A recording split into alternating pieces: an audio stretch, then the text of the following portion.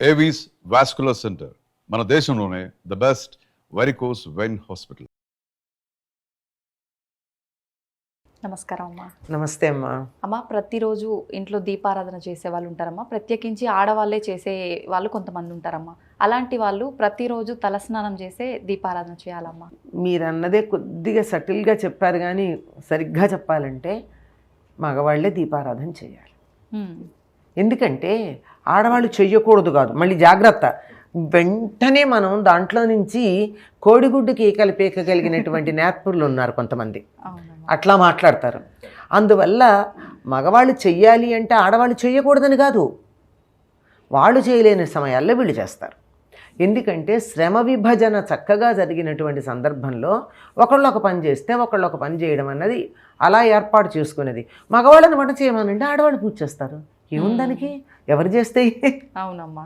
కానీ ఇంత చెప్తున్నా ఇంటి పేరు ఎవరిది పెడుతున్నారు పిల్లలకి? తల్లి పేరు పెడుతున్నారా, తండ్రి పేరు పెడుతున్నారా? మేము తల్లి పేరు పెట్టుకోవచ్చుగా, ఎందుకు పెట్టుకోవటం లేదు? There is a science behind it.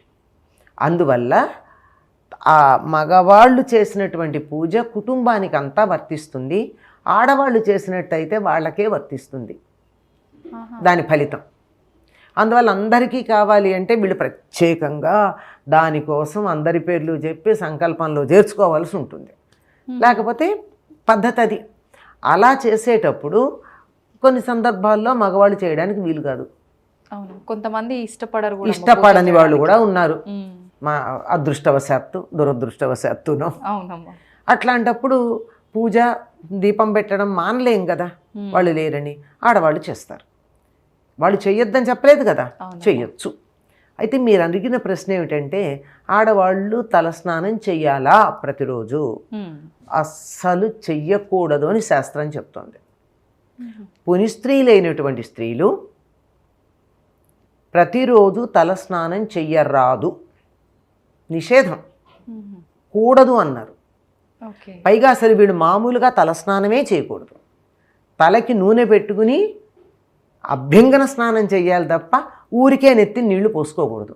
తలస్నానం అన్నదానికి తలంటు స్నానం అన్నదానికి తేడా ఉంది. మరి ఏ రోజుల్లో తలస్నానం? తలస్నానం అంటే నెత్తి నీళ్లు పోసుకోండి. ఎప్పుడు పోస్తాం? ఎవరన్నా చనిపోయారని వార్త విన్నప్పుడు ఉన్న బట్టలతో స్నానం చేసేస్తాం, అప్పుడు తలంటి పోసుకోం. ఓకే. అలాగే కొన్ని సందర్భాల్లో తల మీద ఉన్నది ఉన్నట్టుగా నీళ్లు పోసుకుంటారు, మగవాళ్ళైనా ఆడవాళ్ళైనా. అది కాక మిగిలిన సమయాల్లో తలస్నానం చేయాలంటే తలకి నూనె పెట్టుకుని తల అంటుకుని స్నానం చేస్తాం. తలంటి స్నానం అనే పదమే వాడేవాడు పూర్వం మనకి. తలంటి స్నానమే చేయాలి ఆడవాళ్ళు, తల స్నానం చేయకూడదు. ఈ తలంటి స్నానం కూడా నిత్యం చెయ్యమని ఎక్కడా లేదు. దీపం పెట్టడానికి తలస్నానం చేయవలసినటువంటి అవసరం లేదు. ఇంట్లో ఏదన్నా వ్రతం చేస్తున్నారు, ఏదో శ్రవణ మంగళవారం, శ్రవణ శుక్రవారం వ్రతాలు చేస్తున్నారు అంటే అప్పుడు అభ్యంగన స్నానం చెయ్యాలి. ఏదో సత్యనారాయణ వ్రతం చేస్తున్నారు, ఇంకేదన్నా శుభకార్యం చేస్తున్నారు అన్నప్పుడు చెయ్యాలి. అంతేగాని మామూలుగా ప్రతిరోజు తలంటి పోసుకోనక్కర్లా. తల మీద నీళ్లు కూడా ఒక అశుభవార్త విన్నప్పుడు కానీ, ఇంట్లో పెద్దలకి పెట్టుకుంటున్నప్పుడు కానీ, తద్దినాలు పెడతారు కదా, ఆ సమయంలో కానీ తలంటుకోకుండా స్నానం చేయాలి. అంటే అశుభానికి తల స్నానం, శుభానికి తలంటు స్నానం, ఈ రెండింటికి తేడా అది. ఇలా చేసేది కూడా ఎప్పుడు చేయాలి అంటే ఆదివారం నాడు తలంటి స్నానం చేస్తే అనారోగ్యం అని చెప్పారు. ఎట్టి పరిస్థితుల్లో చేయకూడదు. ఆడ మగ ఎవరికి సంబంధం లేదు, ఎవ్వరూ చేయకూడదు ఆదివారం నాడు.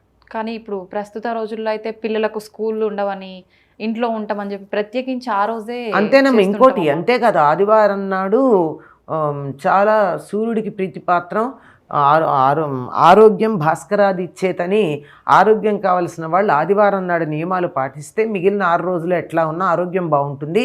మనం ఆదివారం ఒక్కటే నియమాలు పాటించాం. మాంసాహారం తినేవాళ్ళు కూడా ఆదివారం తినకూడదు అని శాస్త్రం చెప్పింది. ఆ రోజు తింటే అనారోగ్యమేట. మీరు అన్నట్టు తలంటే కదా, అది కూడా ఆ రోజే ఉంటుంది. చాలామంది మొత్తానికి మన శారీరక మానసిక ఆరోగ్యాలు చెడగొట్టుకునేటటువంటి ప్రయత్నాలన్నీ మనం చాలా జాగ్రత్తగా పాటిస్తున్నాం. చెడగొట్టే ప్రయత్నాలన్నీ. అవునమ్మా. కనుక ఆదివారం నాడు చేయకూడదు.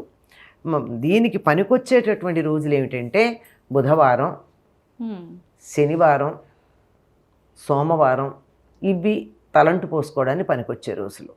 ఈ మాట అంటే ఒకళ్ళు ఎప్పుడో అన్నారు, శుక్రవారం నాడు ఆడవాళ్ళు తలంటు పోసుకుంటారు కదండి, శ్రావణ మంగళవారం పూజ చేసేటప్పుడు ఆడవాళ్ళు తలంటు పోసుకుంటారు కదండి, అదలా ప్రత్యేకమైన రోజులని చెప్తున్నాం కదా. సామాన్య నియమం వేరు, విశేష నియమం వేరు. సామాన్య నియమం ఒకటి ఉంటుంది, ప్రత్యేక నియమం అంటే శ్రావణ మాసంలో మంగళవారాలు మాత్రమే పూజ చేసుకునేటటువంటి వాళ్ళు మాత్రమే ఆ రోజు పోసుకుంటారు. శ్రావణ మాసంలో శుక్రవారం మాత్రమే ఆ రోజు వరలక్ష్మి వ్రతం చేసుకునేవాళ్ళు మాత్రమే ఆ రోజు చేస్తారు. అది గుర్తుపెట్టుకోకుండా ఆ నియమం ఇక్కడికి పట్టుకొచ్చి పూర్తిగా వినకుండా, పూర్తిగా చదవకుండా, ఒక వాక్యాన్ని కూడా పూర్తిగా వినకుండా ఇలాంటి సందేహాలు, విమర్శలు చేయడం మనం గమనిస్తూ ఉంటాం. కనుక మగవాళ్ళు మాత్రం ఎట్టి పరిస్థితుల్లోనూ తలంటి పోసుకోవాలంటే శనివారమే చేయాలని చెప్పారండి. ఆడవాళ్ళు కూడా శనివారమే మంచిది. కాకపోతే శుక్రవారం కూడా ఆడవాళ్ళు చేయొచ్చు, మగవాళ్ళు కాదు. కూడా అని ఎందుకు అంటున్నామంటే శుక్రవారం కూడా, శుక్రవారానికి అధిపతి శుక్రుడు భోగకారకుడు. తలంటు స్నానం అనేది భోగంలో ఒకటి కనుక ఆయన పేరు మీదుగా ఆ రోజు భోగానికి నిదర్శనమైనటువంటి ప్రతీకైనటువంటి అభ్యంగన స్నానం చేస్తే రెండో పక్షం, ప్రధానమని ఏం కాదు, చేయొచ్చు. కానీ మనకు అలవాటు ఆడవాళ్ళు అంటే శుక్రవారం తలంటి పోసుకోవాలి అని అలా వచ్చింది. అమ్మ, మరి ఆలయాలకు వెళ్ళేటప్పుడు కూడా ఇదే పద్ధతి పాటించాలమ్మా తలంటు స్నానం విషయంలో? అంతేనమ్మా. ఇప్పుడు ఏదన్నా వేరే రకాలైనటువంటి ఇబ్బందులు ఉన్నప్పుడే స్నానం చేయాలి. తలంటు స్నానం అంత మాత్రాన ప్రతిరోజు చేయాల్సిన అవసరం ఏం లేదు. ఓకే అమ్మ, కొంతమంది అంటుంటారు అంటే నాన్ వెజ్ తింటుంటారు కదమ్మా, నాన్ వెజ్ తిన్నాం కదా, మరి మేము తలస్నానం చేయకుండా దీపం చేస్తే దీపారాధన చేస్తే మాకేమైనా దోషం వస్తుందేమో అని అనేవాళ్ళు కూడా ఉంటారు కదమ్మా. అట్లా చేయడం వల్ల తప్పేముండదమ్మా? అట్లాంటప్పుడు చేయాల్సిందే కదమ్మా, అటువంటిప్పుడు చేయాల్సిందే కదా. అంటే వాళ్ళ మనస్సులోకి ఎప్పుడైతే వచ్చిందో, శాస్త్రం ఏం చెప్పిందో తర్వాత ఆలోచిద్దాం.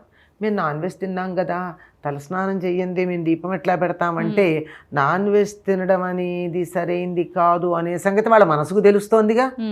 ఒకవేళ పర్వాలేదమ్మా నాలాంటి అమ్మాయి మీ అలాంటి అమ్మో చెప్పింది అనుకోండి, వాళ్ళ మనసులో ఉన్నటువంటి గిలి అంటారే, గిల్ట్ కాన్షియస్, అది ఊరుకోదు. అది చాలా ప్రమాదకరమైంది. అందువల్ల దాన్ని నోరు మూసుకునేది చేయడం కోసం చేయక తప్పదు. చాలా చక్కగా తెలియజేశారమ్మా, ధన్యవాదాలు.